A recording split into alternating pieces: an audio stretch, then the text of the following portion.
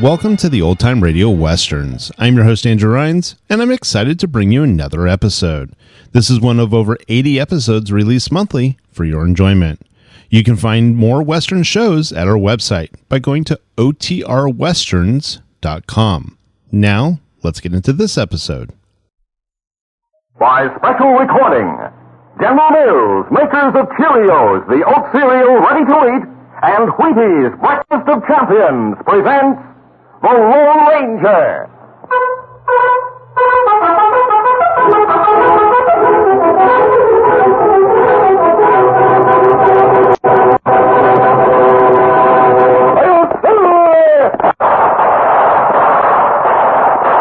A fiery horse with the speed of light, a cloud of dust, and a haughty Hi-Yo Silver. The Lone Ranger.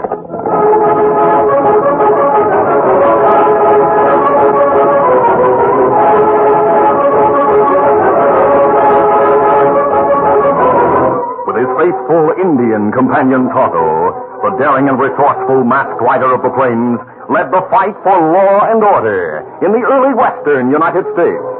Nowhere in the pages of history can one find a greater champion of justice. Return with us now to those thrilling days of yesteryear. From out of the past come the thundering hoofbeats of the great horse Silver. The Lone Ranger rides again. Whoa, Silver. Let's go, big fellow. Hey, Silver!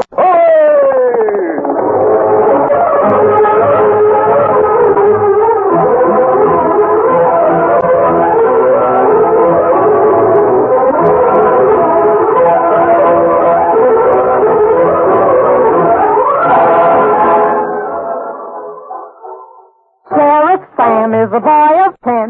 He busts right in the robber's den and gets his man because he knows he's got go power from Cheerios. Yes, he's got go power. There he goes.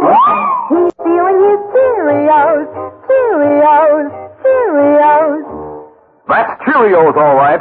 The nourishing oat cereal that's shaped like little red O's. The ready-to-eat cereal with a wonderful toasted oat flavor. What's more, every delicious spoonful of Cheerios and milk is real muscle-building food. That's right.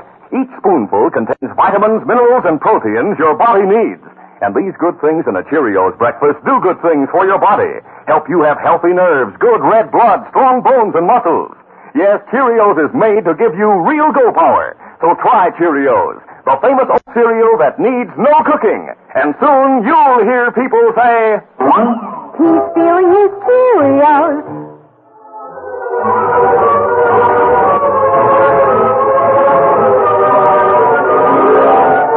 Two men sat at a table in the cafe at Milton. The younger of the two, known as Jim Green, spoke to his companion, Carlos, a pleasant-faced Mexican. We gotta get back to the bar, Carlos. Don't forget, we ride the West Range from midnight to 7 in the morning. Oh, I have not forgotten, Jim. But it is so early. Come on. A couple of hours rest will do us both good before we go on the job. Easy, steady, boy. Come on, get it. Hit it. Hey, you're a good cowhand, Jim, and a good friend. For almost 2 months we have worked at the bar aim together. There was something you said in a cafe a while ago I do not understand. What did I say? You said in about 2 weeks you would be leaving the bar aim. Oh, that. We are good friends, Carlos, and maybe it's about time I told you something. First off, my real name isn't Jim Green, it's Jim Greenfield. Greenfield? Yeah, I have heard the name before. The owner of the big Turkey G spread some distance south of here, near Redstone, is named Greenfield. That's right. You see, Silas Greenfield is my dad. He is your father? Well, why then are you working at the bar aim as a cowhand? Well, since you and I are such good friends, Carlos, I'll tell you about that. A little more than 2 months ago, I got in sort of a fracas at the cafe in Redstone. I reckon up to then I was sort of, well, the kind that was always getting into one scrape or another. Yeah, perhaps, but you have changed much. Thanks to you, Carlos. Anyway, to get back to my story. When I got to the ranch house that night, Dad was waiting for me, and he was plenty riled. By thunder, Jim, it's about time you got home. I'm waiting to talk to you. Sit down. All right, Dad. I reckon you heard about the little trouble I had in town, huh? I heard about it all right. I told you before, if you had any more trouble and didn't buckle down and work like a man, I'd do something about it. Well, I don't say it. You're packing up and leaving here in the morning. What? If you can go someplace, get a ranch job, and hold it for at least 2 months, you can come back here. If you can't do that, so help me, everything I have will go to your cousin, Jake Allen. He has only a small ranch up near Milton. But by Jiminy, he seems to make a good living at it. Jake Allen wants to get his hands on this spread. I never liked him, and I didn't think you did, Dad. That has nothing to do with it. I'm giving you one more chance. But not here. Now, you do like I said. Go get a job and hold it for at least 2 months. And bring me a letter from some rancher proving you did a good job. That's all I have to say, Jim. You heard my terms. Now it's up to you to do something about it. That's all. Good night, and bye. So your father sent you away to get a job, huh? Yeah. In a couple of weeks, my 2 months will be up. Then I'll get a letter from the boss and head for home. And you'll come with me, Carlos. Well, let's get a move on. We're wasting time. See. Come on, get it.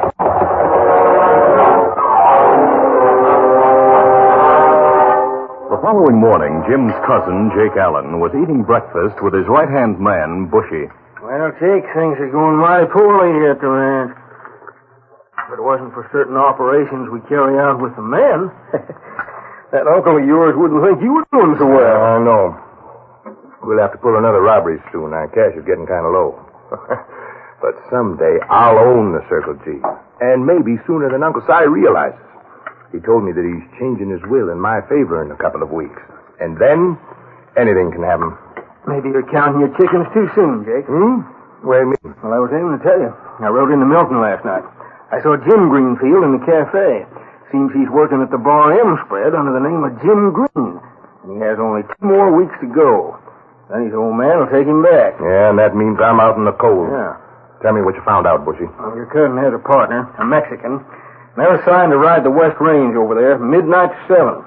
The Mexican's name's Carlos. Oh. Jim got into trouble. He'd be out for good. What are you thinking about? Tell me, did you get a good look at the Mexican? Yeah, he has a stocky build, slick black hair. Sort of nice-looking hombre. Mm-hmm. And Jim is sort of slim, built like you. That's right. I got an idea floating around my mind, Bushy. If I knew a Mexican who could pass for that Carlos, you know, with bandana to cover his face. Oh, I don't know a Mexican, but I have a friend in Milton who's something like Carlos, and he's mighty good at faking a Spanish accent. Well, by golly, that'll do it. I'll tell you the plan I have in mind. That same evening, Tonto, Indian companion to the Lone Ranger, went to Milton for supplies. He returned to the camp they shared in the nearby hills. Oh, Scout. Oh, fella. Easy, Scout. Easy, fella. You made good time, Tonto. It's not far to town. Moon plenty bright. Hear anything that might lead to the outlaws that have been operating in this territory? No. But me hear 2 men talk at hitch rack. And me think them plan trouble. Go on. But me put supplies in saddlebags. Me kneel down to take stone from Scout's hoof. And 2 men come from cafe to get horses. Them not notice me. Well? Well, them talk while them get ready to mount. Me hear 'em plenty plain. Easy there. Ready to hit leather, Sid? Yeah. What does your boss want to talk to me about? Did he tell you? He thinks you can help on a job because of the way you can fake a Mexican accent. You're built like somebody he wants to put something over on. Yeah, sounds like risky business. You've taken plenty of risk before, and so have we. Remember, you'll get plenty of cash for it, so why worry? Let's go. What? Get up. Come on.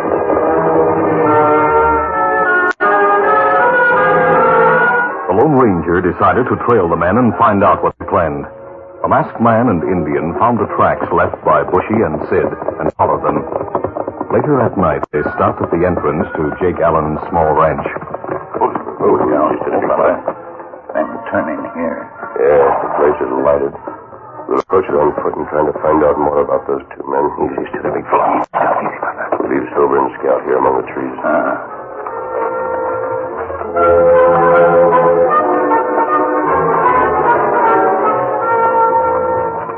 A few minutes later, the masked man and the Indian stopped on the edge of the clearing near the house. I'll approach the window on one side. You go to the one on the other side, Tonto. All right, let's go.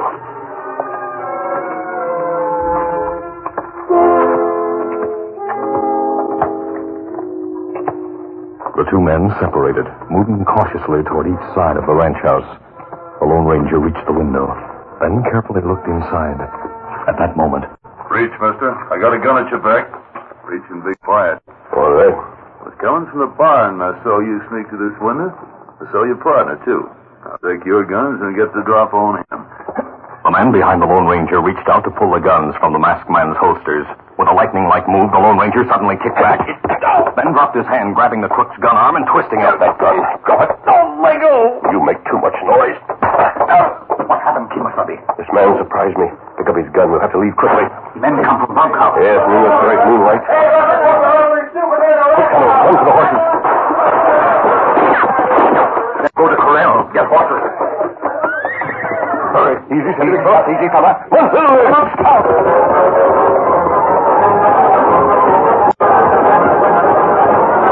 The Lone Ranger and Tonto soon outdistanced the cowboys who had lost time getting their mounts at the corral. Later, after covering their trail, the masked man and Indian reached their camp without mishap. Too bad we didn't get a chance to find out more about the men in the ranch house, Tonto. That place will be closely watched from now on. We'll watch tomorrow in case those two were planning trouble.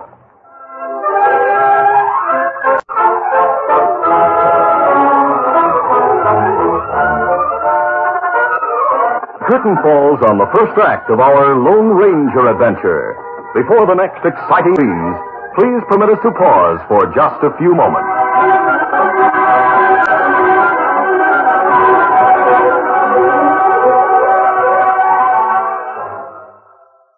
When Bill's up at the kids all shout, you can't strike that slugger out. He gets a hit because he knows he's got power from Cheerios. Yes, he's got go power. There he goes. He's feeling his Cheerios. Cheerios. Cheerios. That's Cheerios, the cereal shaped like little letter O's. And those O's stand for oats. The good grain Cheerios is made from. Every delicious spoonful of Cheerios and milk is real muscle-building food. Each spoonful contains vitamins, minerals, and proteins your body needs. Yes, those good things in a Cheerios breakfast do good things for your body. Help you have healthy nerves, good red blood, strong bones and muscles. You can see that Cheerios is made to give you real go power. So make sure you have a Cheerios breakfast every day. Then you'll hear people say... He's feeling his Cheerios.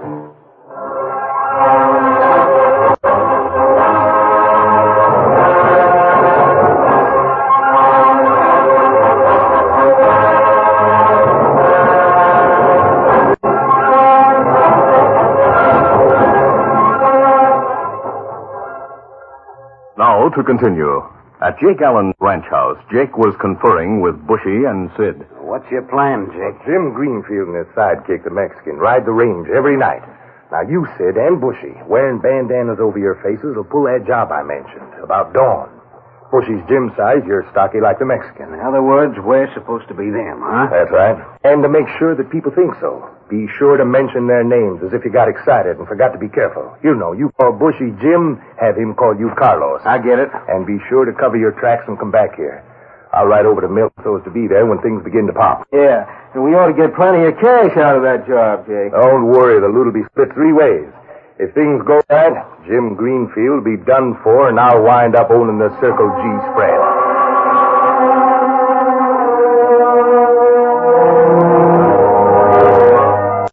The following morning, Bushy and Sid waited behind some large boulders a few miles from Milton. I hear the stage coming now. Get your bandana over your face so we won't be recognized. Right. Don't forget to call me Jim, and I'll mention the name Carlos. Let's go. I'm ready. Come on and start shooting. Get it. Come on.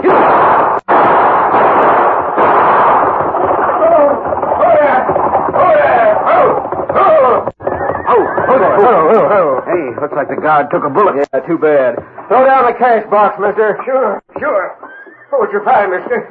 You already killed the guard. Carlos, keep him covered while I keep an eye on passengers. Of course, Jim. Do not worry. I shall watch your driver close. The elderly couple inside the coach aren't going to interfere.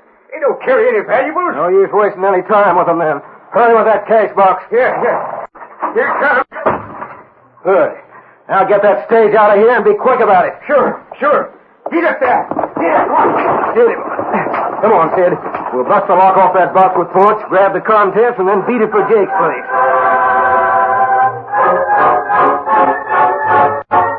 Later, the stage arrived in Milton and caused great excitement. The sheriff, noticing the curious crowd at the stage stop, hurriedly left his office and pushed his way through the onlookers. Hey, what's the matter here? Let me through. The stage was held up, Sheriff. Two masked hoots came out of hiding, throwing lead. The guard stopped the bullet before he knew what was happening. He took the cash box. I'll have a look at the guard. Somebody get the doctor and hurry. Too late for a doc, Sheriff. He's dead. What happened here? Oh, howdy, Mr. Allen. A couple of masked outlaws held up the stage a while ago and killed the guard. By golly, that's murder. Get a good look at the killer's driver? Yeah, how about that, driver? Well, one was slim. The other stocky and spoke like a Mexican. They were riding a bronc and a pinto. The holdup happened at Big Boulder's Hollow, a few miles west of town. The two old people who were passengers were inside the stage station. They'll agree with what I told you about the crooks. I'll question them. Was there anything else that might help to recognize them, driver? Well, come think of it, one of them mentioned the name Jim. The other mentioned Carlos. Jim was a slim fella. Carlos a Mexican. Slim fella named Jim, stocky Mexican called Carlos. I don't recall. Wait a minute. What? There are a couple of cowhands at the Bar Am. Slim Green and his partner Carlos Lopez. And come to think of it, they ride a bronc and a pinto. I'll take a posse and go get them right now. Tonto, who had been in town and had seen and heard everything that happened, pulled to a stop at the camp where the Lone Ranger was waiting. Tonto told what had taken place. Then the two men went to trail the outlaws. Meanwhile, in spite of their declarations of innocence, Jim and Carlos were taken from the Bar M ranch by the sheriff and posse and brought to the jail at Milton. As the time passed, the discussions at the cafe about the killing and robbery became more heated. Jake Allen did his best to keep the subject alive. Well, I'd see to it that those two got what was coming to them. Look, for instance, you could get them out of jail, give them a chance to run, then shoot them down for trying to escape. Doggone it, Mr. Allen's got the right idea. Why do we put up with this? Let's settle with them two murdering waddies right now. All right, let's go get them. We'll give them lead like they gave to the guard. The sheriff and a deputy were in his office when the door suddenly opened, and 10 silent but sullen-faced men entered with drawn guns. Say, what's this? You and the deputy are covered, Sheriff. We come to get those two killers, and we mean business. If you men are aiming to hang those prisoners... We don't aim to hang them, Sheriff. We figure they ought to have a chance to escape. Right, men? Mr. Allen, I'm surprised to see you with a mob like this. I warn you, if you and these men take the law into your own hands, Look me over, Sheriff. I'm not carrying a gun, nor a rope for that matter. You got the sheriff and deputy covered, men. You get the keys and bring out those two fighters. A few minutes later, Jim and Carlos were brought into the front office from their cells. Here they are, men. Cousin Jake, what are you doing here? I happened to be in town and heard what you did. Of course, I didn't know one of the killers was you. We didn't kill anybody or hold up the stage. The sheriff says they got the goods on you. I didn't say that yet. It's just that... Shut up, Sheriff. We'll do the talking. Well, Uncle Silas sure will be sorry to hear about this, Jim. What's all this? That young fella your cousin? From the way you've been talking and acting, I'd say... Keep quiet, Sheriff. I didn't know it was Jim at the time.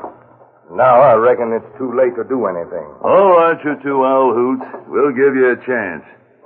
Your horses have been brought around to the front, and you're free to go. No, wait!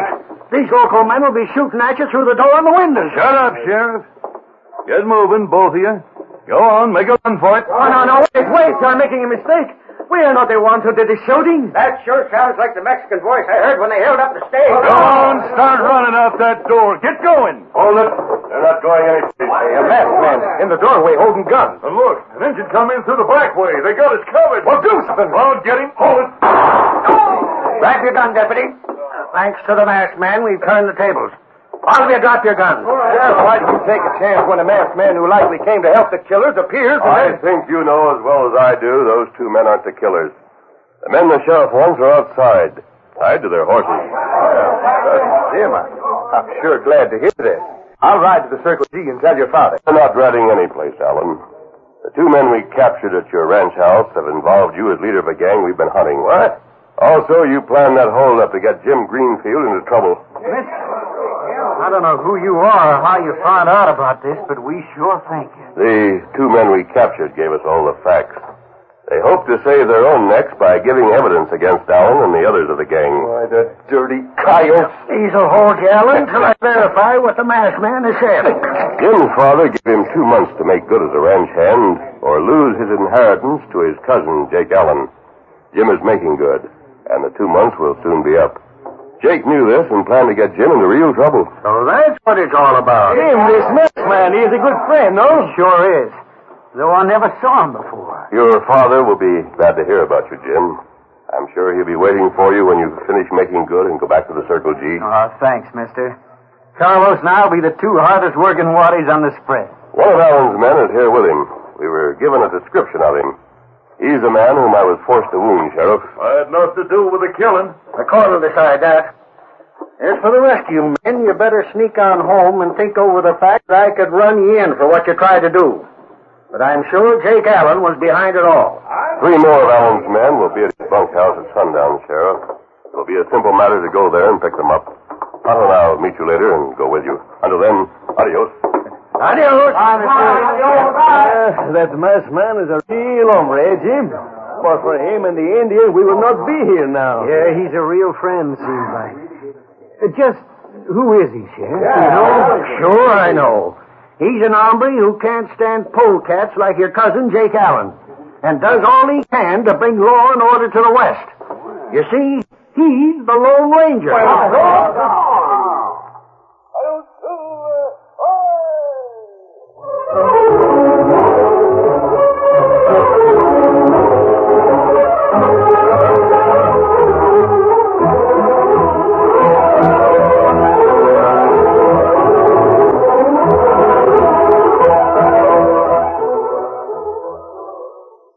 Champions are made, not born. Yes, sir. Get on your way. Get on your way. Get on your way with Wheaties. Champions are made, not born. There's an adage that's ever so true. For instance, Simon Sammy Sneed, a golfer as good as they come. Young Sam learned golf the only way. He practiced hours every day, chipping them short, driving them long, and soon he learned what keeps champs strong. Wheaties with milk, you can't go wrong. Today, Sam rates the gallery's cheers. A Wheaties eater, 17 years. Right. Sammy Sneed is a Wheaties eater from way back. Plenty of nourishment in Wheaties. There's a whole kernel of wheat in every Wheaties flake. Okay, Sammy, drive that ball. What? Hey! He's on his way, he's on his way. Get on your way with Wheaties. 'Cause champions are made, not born. Yes, sir. Get on your way. Get on your way. Get on your way with Wheaties. Breakfast of champions.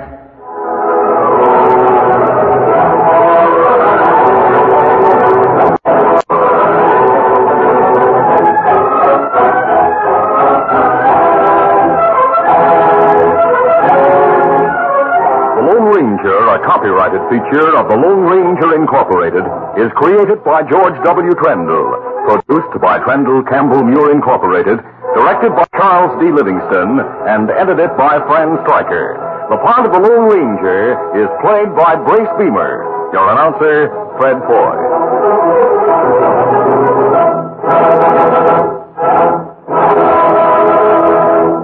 The Lone Ranger is brought to you by General Mills every Monday, Wednesday, and Friday at this same time. Be sure to listen. This recorded program has come to you from Detroit. This is ABC Radio Network.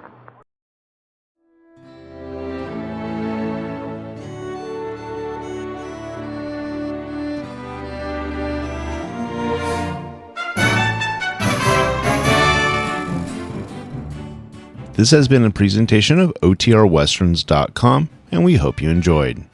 Please take some time to like and rate this episode within your favorite podcast application. Follow us on Facebook by going to OTRWesterns.com/Facebook, and subscribe to our YouTube channel by going to otrwesterns.com/YouTube. Become one of our ranch hands and unlock some exclusive content. We want to thank our most recent ranch hands, Steve, who joined us recently. You too can join by going to otrwesterns.com/donate. Send us an email, podcast@otrwesterns.com, and you can call and leave us a voicemail, 707-986-8739. This episode is copyrighted under the attribution non-commercial share-alike copyright. For more information, go to otrwesterns.com/copyright. Have a great day, and thanks for listening.